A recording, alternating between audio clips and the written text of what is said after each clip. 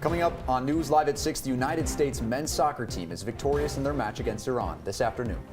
And find out why over 10,000 flights were canceled this past weekend. Plus, more on the delayed certification of the midterms election results in Arizona. News Live at 6 starts right now.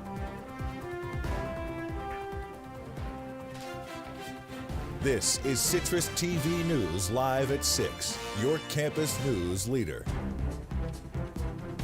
Earlier this afternoon, the United States men's soccer team beat Iran to move on to the round of 16. Welcome into News Live at 6. I'm Walker Simmons. And I'm Louise Rath. The USA is set to play the Netherlands at 10 p.m. on Saturday.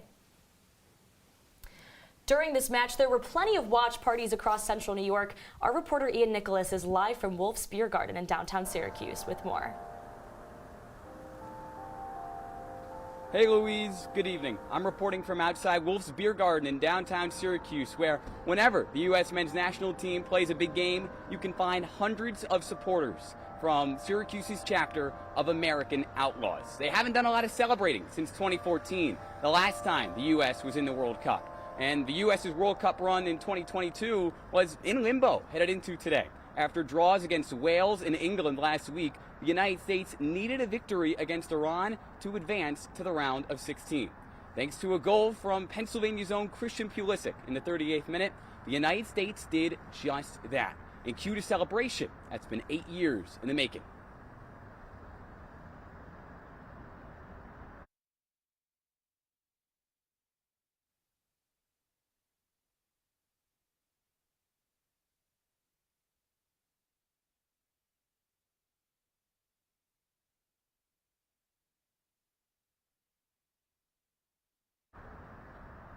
Now, the United States moves on to play the Netherlands at 10 o'clock on Saturday morning. For a full recap of the U.S.'s win over Iran, as well as a preview of their next match, tune in later to the show with Nick Zelaya on sports. For now, reporting outside Wolf's Beer Garden, Ian Nicholas, CitrusTV News. Ian Nicholas, thank you. Now, weather problems combined with extremely high levels of demand caused more than 10,000 flights to be delayed over one of the busiest traveling weekends in America. Over the past Thanksgiving weekend, AAA estimated that 54.6 million people traveled 50 miles or more from home, at one point, 1.5% increase from last year. Due to the heavy rains and thunderstorms in the south and the snow in the Pacific Northwest, 4,500 flights were delayed on Monday, following the 7,000 flights delayed or canceled on Sunday. These rough weather conditions severely impacted the airline industry, which hasn't fully recovered from the crushing effects of the pandemic. And Syracuse University students were not immune from the chaos. So my original flight was to Buffalo, but then there was like the huge snowstorm, and I was supposed to leave Friday. Because I live in Chicago, and from Cuse to O'Hare, it was $1,500. I don't have that kind of money. And tonight, students can help wrap gifts for the Boys and Girls Club of Syracuse. The Residence Hall Association will be wrapping gifts in Del Plain Hall from 8 to 9 tonight. Cookies and hot chocolate will be served to all volunteers, and gifts will be donated to the Syracuse Boys and Girls Club after gift wrapping. And time is winding down to have your voice heard as a part of the university's academic strategic plan. 2 surveys where students can share feedback will close on Friday, and tomorrow the university will also be hosting a Zoom meeting as a part for instructors. The latest numbers from the university showed that 1,600 members of the campus community have participated in engagement sessions so far. More information can be found on the academic strategic plan website. Vice Chancellor and Provost Gretchen Ritter is announcing the appointment of a search advisory committee to find the new permanent dean of the School of Education. The committee is composed of students, faculty, and staff. It will be chaired by Christine Ashby, a professor of the Inclusive Special Education and Disabilities Studies. Kelly Chancellor Olcott has served as the interim dean for the last 16 months. And submissions are now open for the 2023 Veterans Writing Award. The award will be given to an unpublished nonfiction piece written by a veteran or immediate family of a veteran. The prize includes $1,000 and a publication contract with Syracuse University Press. Complete details can be found on the university's press website, and submissions will be open until February 15th. The beloved Disney musical The Little Mermaid is coming to the Syracuse stage. The show is based on the story by Hans Christian Andersen and includes aerial acrobatics. Opening night is on December 2nd, but previews started November 25th. The show runs through January 8th, and tickets are on sale now on the Syracuse Stage's website. The Shaped Clay Society and Command Print in the School of Art are putting on an art market. The event is a sale that features ceramics, print, jewelry, and more. The display opened today and will go from 9:30 in the morning to 6 in the evening until December 1st. It's being held in the Schaefer Art Building and is open to the public. Now back in Syracuse, winter's here. Winter is here. I mean, today was doom and gloom, brown and gray. Those are the only colors we saw outside. But I also got a notification on my phone just a few minutes ago from National Grid. Wind advisories, dangerous winds. Peter Elliott, what can you tell us? Oh my gosh, that wind advisory is pretty fierce, and we'll have more on that later on. But right now, pretty calm. But later on tonight, we'll see those winds come in. But right now, just about 7 miles per hour with that wind. Temperatures pretty comfortable in the 40s, so long as you have a nice warm jacket on, and those will hold later tonight. That's not an error. Still going to be 39 degrees later tonight, but that wind will creep up into the mid-teens right around, and that'll make that temperature feel a little cooler. But again, look at these temperatures. Well, it's not displaying right now, but again, these temperatures won't alter that much, still staying in the lower 40s, upper 30s, but that wind advisory, which we'll see from the National Weather Service, will affect higher lying areas here in central New York, and it'll make it feel a lot cooler. That wind will start to come in later this morning, tomorrow morning rather, and it'll affect us as we see that rain come as well tomorrow morning. Walker and Louise, I'll send it back to you guys. Peter, thank you. New apartments are coming to the city of Syracuse. VIP Structures will convert one Webster's Landing into a 34-bedroom apartment building. The 5-story brick building is right off North Salina Street and previously served as a grain warehouse. The VIP bought the building in 1986 and used it as their headquarters until now. They estimate the cost of the project at more than $6.5 million. And an upstate New York town has been named among the top 10 most beautiful places in the U.S. Chautauqua is number 4 on Travel.com's list of most beautiful towns. Travel.com praised the town's historic mansions, lake waters, and wineries. The list encourages visitors to also take advantage of the town's hiking and outdoor recreation activities. And the Salvation Army of Syracuse has announced its annual Christmas Bureau Distribution Day. The event will be held on December 21st from 9 in the morning to 6 in the evening at the On Center in downtown Syracuse. This annual initiative works to give Christmas toys and food to nearly 10,000 people. Income-eligible families must register in advance between today and Wednesday, December 7th. New York Attorney General Letitia James is suing nursing homes in western New York. James says it forced employees to work while sick and failed to implement policies to protect residents. She says this has led to unsafe conditions. James also says the owners of the Village of Orleans and Albion misused $18 million in government funding, saying, quote, "Every individual deserves to live out their golden years in comfort and with dignity." Yet the abject failure of the villages and its owners to uphold their duty under the law caused residents to suffer inhumane treatment, neglect, and harm. Instead of investing in staffing and resources, the owner allegedly disregarded laws designed to protect residents. And in New York City, Mayor Eric Adams ordered the city's police and fire departments to start forcing homeless people who are considered to be suffering a mental health crisis off the city's streets. These agencies are now being told to bring homeless people at risk to a hospital for evaluation, even if they refuse to go voluntarily. This announcement comes after a rise in homelessness and crime continue in New York City this year. And coming up on News Live at 6, a potential rail strike could cause another price spike. Find out after the break how this looming crisis might be solved.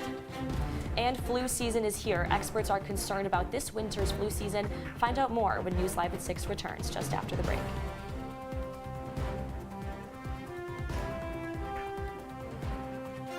Jason, let's go see your room.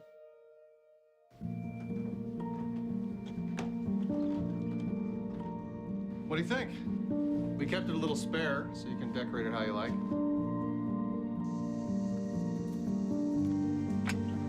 Dinner! Go? Excellent. Yeah, I saw you guys out there. We're the family. Yeah! Oh, I thought you were on my team.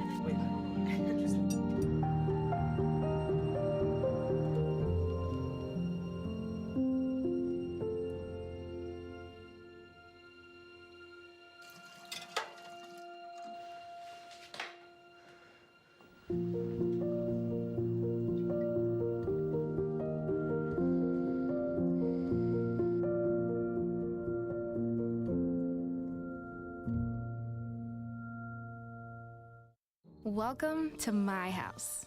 Lately, not my happy place. Everybody's pretty tired of each other. The parents were not themselves. My little brothers were morphing into small creatures. The walls were closing in. Clearly, a case of too much family, too close, 24/7. And there's a lot of that going around right now. If this sounds like your house, try going someplace new. YourLifeYourVoice.org. You'll find lots of ideas to help you handle the family stresses of being confined to close quarters. YourLifeYourVoice.org. It might not get you out of the house, but it could help you find a little more breathing room.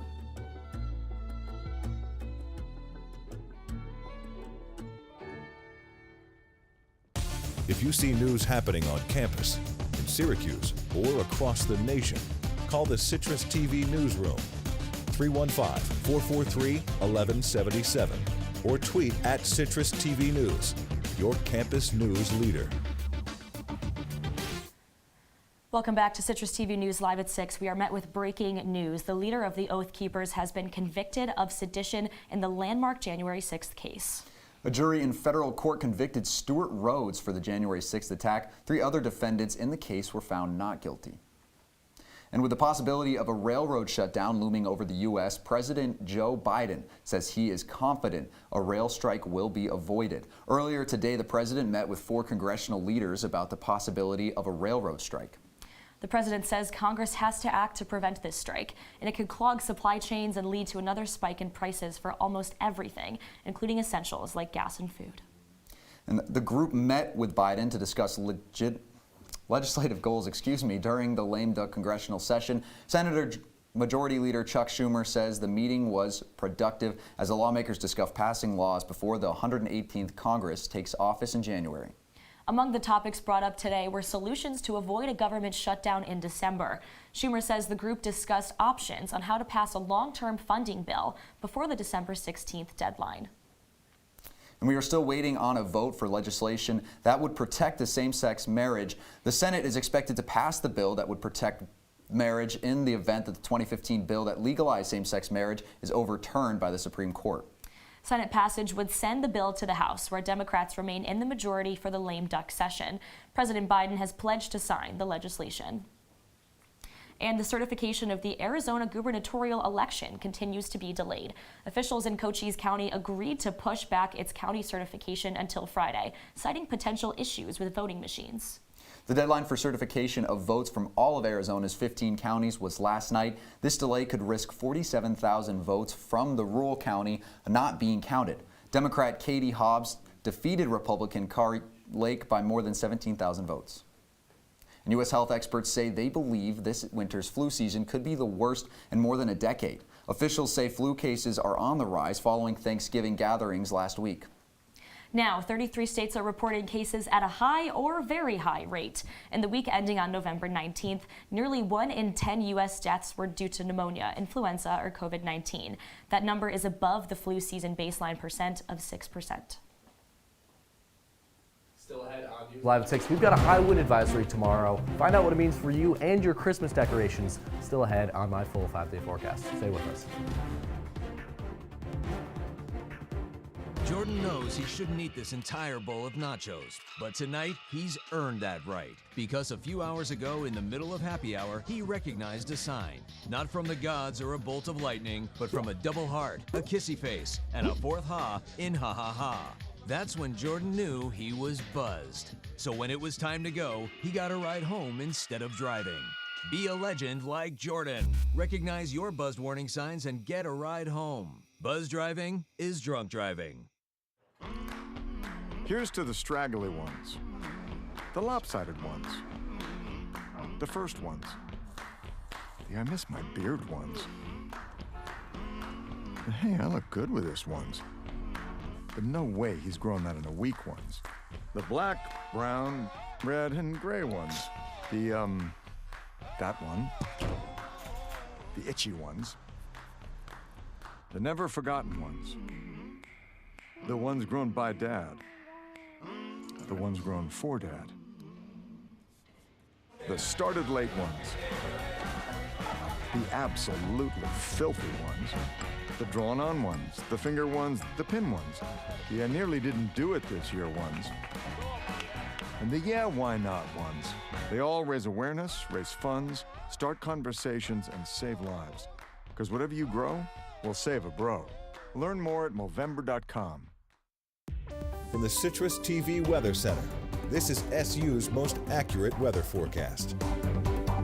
Welcome back to News Live at 6. I'm Peter Elliott. The gales of November came a little late this year, but hey, they're howling and they're here. Take a look at the wind tomorrow here, as we'll see picking up in the morning. It'll get up to 15 to 25 miles per hour. We could see gusts up to 50 both tomorrow and potentially on Thursday. As you see, our cold front will move in starting on Wednesday afternoon, and you'll see on Thursday it'll drop the temperature down almost 20 degrees, but we'll pick up, get a little warmer on Friday and Saturday, dip back down on Sunday. But some nice weather later on in the week, potentially for going outside and enjoying these late November temperatures. And as you can see on Saturday, we're going to see some more rain, unfortunately, but that sun will creep back in on Sunday. But do we have more coming up in my full 5-day forecast? Watch out for this wind advisory tomorrow. Like we said, those winds could get up to 50 miles per hour, and especially in high areas, high elevated areas. Hey, it's not like we're on a hill or anything here on the SU campus. Oh wait, we are. So we'll be feeling the brunt of it here in central New York, unfortunately, but that's what we're used to as Orange students. Those temperatures, winds rather, will make it feel like it's in the mid to low 30s, and tomorrow with that wind and rain, that'll tag team together for a rather unpleasant day of weather. But hey, with the Orange playing tonight, let's hope the win tomorrow could preview a win tonight against the Fighting Illini. Here's Nick Zelaya with sports. Not just yet.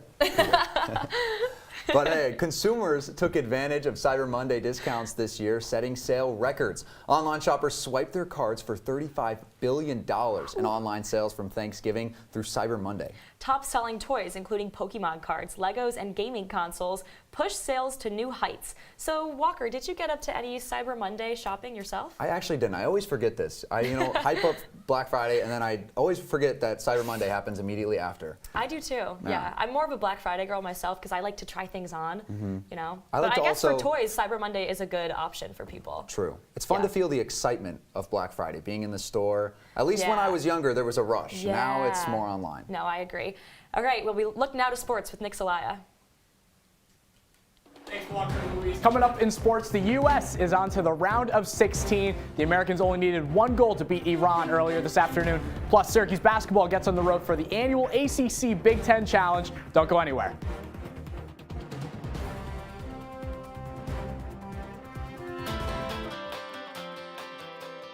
OTN is on all your favorite apps: Apple TV, Fire TV, and Roku. Search Orange Television Network or OTN.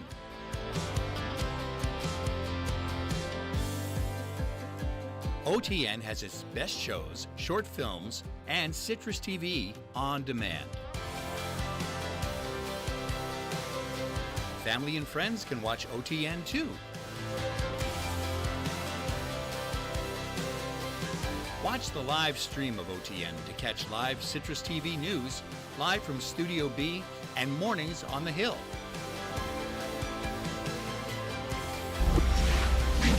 On or off campus, watch OTN anywhere.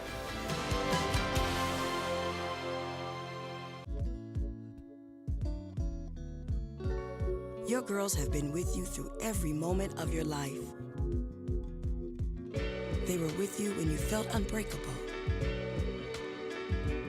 With you that time you felt most alone. And with you when you realized you would never be. They were with you when you shared your love with the world. And with you when she became your world.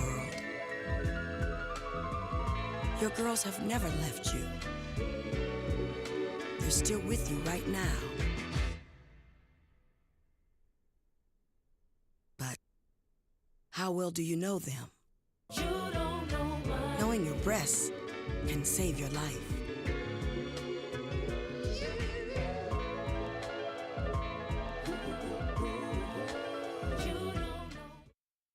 And now, your Citrus TV Sports Report. Thanks for joining us in sports. I'm Nick Zelaya. The Americans aren't going home just yet. Following 2 consecutive draws to open up group play, the U.S. beats Iran 1-0 to advance into the knockout stage of the World Cup. Christian Pulisic, or maybe he's Captain America to some, found the back of the net in the 38th minute, and that was all the team needed. Pulisic did get hurt on the play and wouldn't return, but the Americans were able to play a whole 100 minutes of shutout soccer. They'll face the Netherlands in the round of 16 on Saturday morning, kicking off at 10.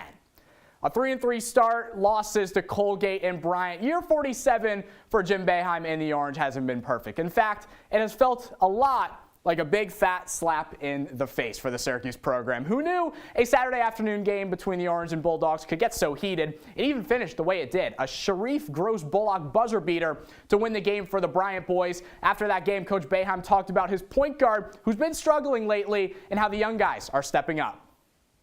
Joe's been struggling.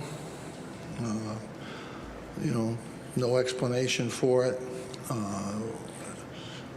We obviously need him to go to play better, but the freshmen were really good. Jesse was good inside.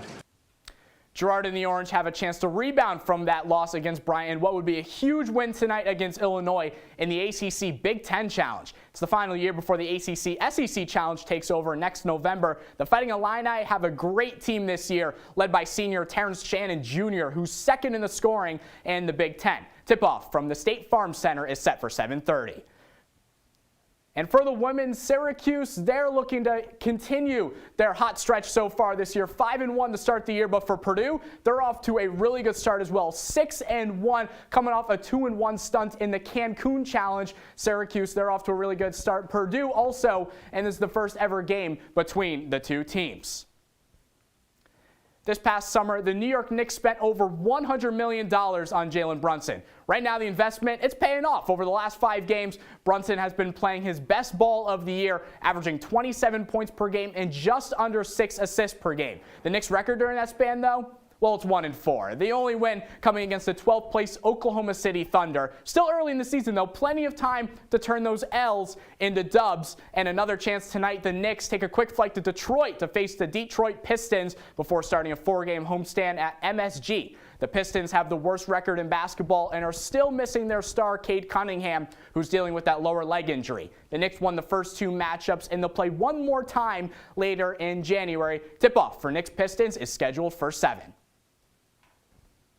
Nick Zelaya, thank you. After the break, we'll have one more look at your weather.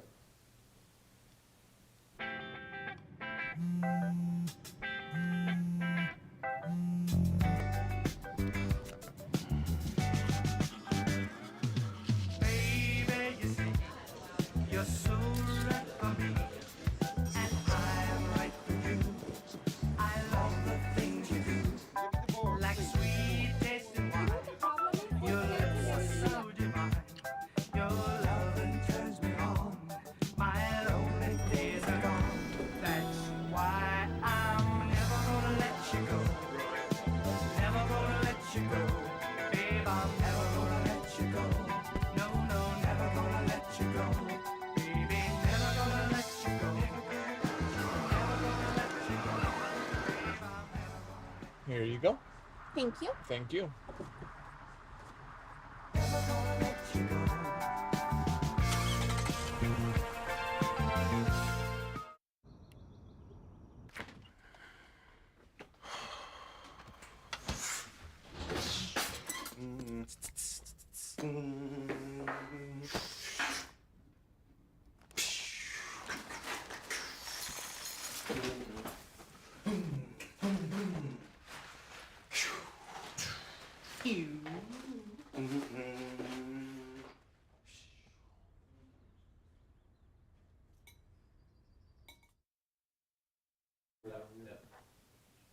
Welcome back to News Live at 6. We are met with more breaking news. The Senate earlier today passed landmark legislation that would codify federal protection for marriages of same-sex and interracial couples, with Democrats securing enough votes to overcome opposition from most Republicans.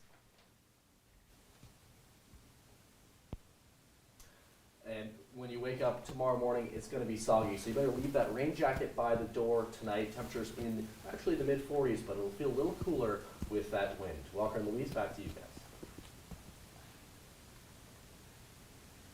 Actually, to John Perik at the wall.